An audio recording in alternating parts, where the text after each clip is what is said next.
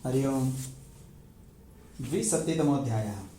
मेनका विश्वामित्र मिलन, कन्या की उत्पत्ति, शकुंत पक्षियों के द्वारा उसकी रक्षा और कण्व का उसे अपने आश्रम पर लाकर शकुंतला नाम रखकर पालन करना। शकुंतला दुष्यंत से कहती है, महर्षि कण्व ने पूर्वोक्त ऋषि से शेष वृत्तांत इस प्रकार कहा। मेनका के ऐसा कहने पर इंद्रदेव ने वायु को उसके साथ जाने का आदेश दिया। तब मेनका वायुदेव के साथ समयानुसार वहां से प्रस्थित हुई। वन में पहुंचकर भीरु स्वभाव वाली सुंदरी मेनका ने एक आश्रम में विश्वामित्र मुनि को तप करते देखा। वे तपस्या द्वारा अपने समस्त पाप दग्ध कर चुके थे। उस समय महर्षि को प्रणाम करके वह अप्सरा उनके समीपवर्ती स्थान में ही भांति भांति की क्रीड़ाएं करने लगी। इतने में ही वायु ने मेनका का चंद्रमा के समान उज्ज्वल वस्त्र उसके शरीर से हटा दिया।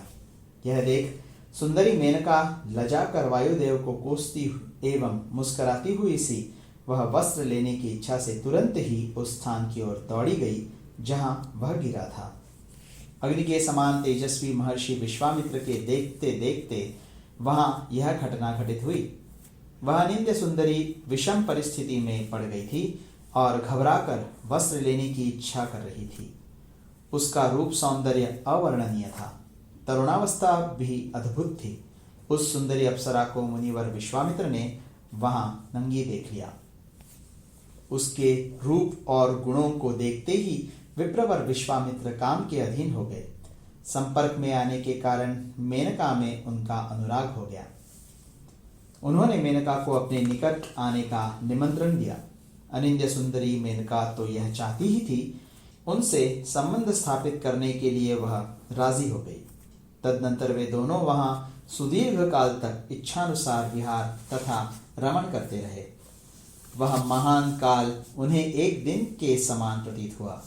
काम और क्रोध पर विजय न पा सकने वाले उन सदा क्षमाशील महर्षि ने दीर्घ काल से उपर्जित की हुई तपस्या को नष्ट कर दिया। तपस्या का क्षय होने से मुनि के मन पर मोह छा गया। तब मेनका काम तथा राग के वशीभूत हुए मुनि के पास गई। ब्राह्मण, फिर मुनि ने मेनका के गर्भ से हिमालय के रमणीय शिखर पर मालिनी नदी के किनारे शकुंतला को जन्म दिया। मेनका का काम पूरा हो चुका था।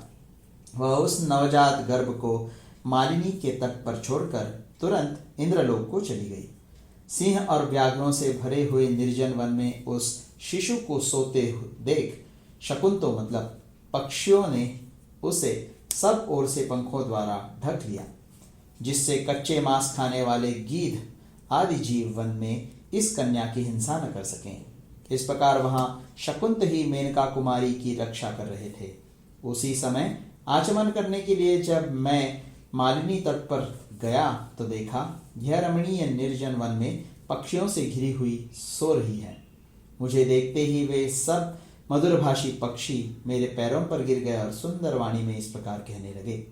पक्षी बोले, ब्राह्मण, यह विश्वामित्र की कन्या आपके यहाँ धरोहर के रूप में आई है। आप इसका पालन पोषण कीजिए।